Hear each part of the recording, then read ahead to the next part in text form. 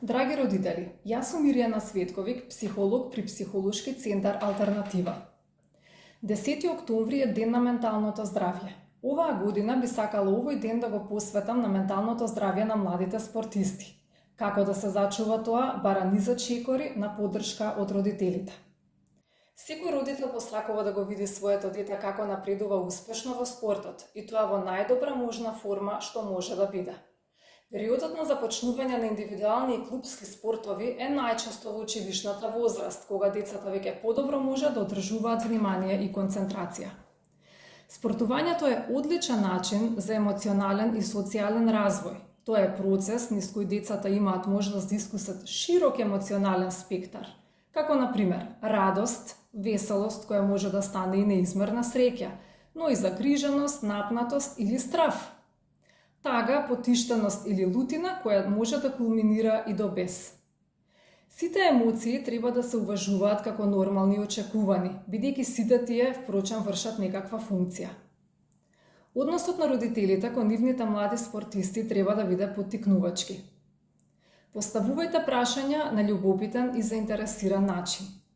Која е твојата цел во овој спорт?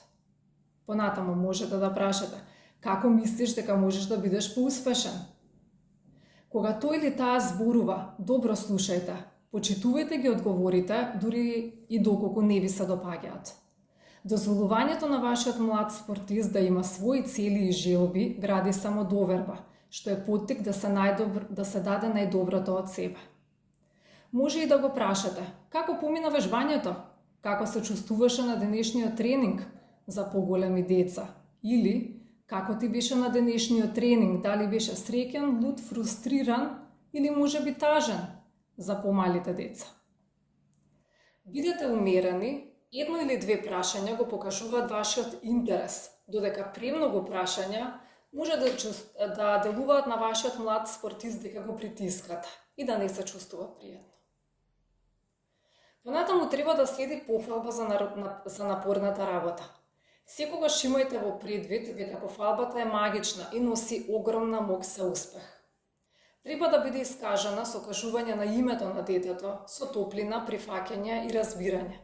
Дури да следел некој неуспех, сепак при тоа детето треба да се пофали за она што било добро. Пример, можеби не дало кош при обидувањето, но техниката како го одминал својот соиграч била извонредна. Доколку имате можност, вежбајте со децата во слободно време. Тоа би представувало поминување квалитетно време со вашето дете, што значи зацврстување на вашата врска, односно момент кога може тој или таа да ја пофалите за неговата, тоест незината трудолюбивост, посветеност и посебност. Ова води кон подобрување на нивните перформанси и самодовербата. Присуствувајте на што е можно повеќе тренинзи и надпревари. Вашата поддршка е влијателна за играта на младите спортисти, за тие да можат да се надминуваат себе си. Запомнете дека вие сте нивен дополнителен личен сојузник. Надпреварите се моменти кога целиот макотрпен труд треба да се круниса, а секако валидацијата првенствено треба да дојде од најблиските. Не дозволувајте вашата анксиозност или личните неостварени желби да бидат двигател за вашиот млад спортист. Тоа ќе го мотивира детето да настапи само за да ве направи вас среќни и ќе тренира само со цел да ве задоволи, а не за лично самоостварување.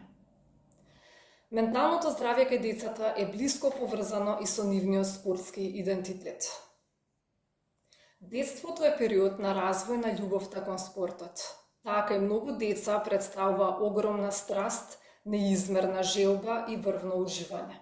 Тоа се мигови кога децата учат како да ги слават успесите, но и да се прилагодат на неуспесите, а прифаќањето на неуспесите е непроценливо вредно искуство, кое ќе го применуваат и на други полиња во животот.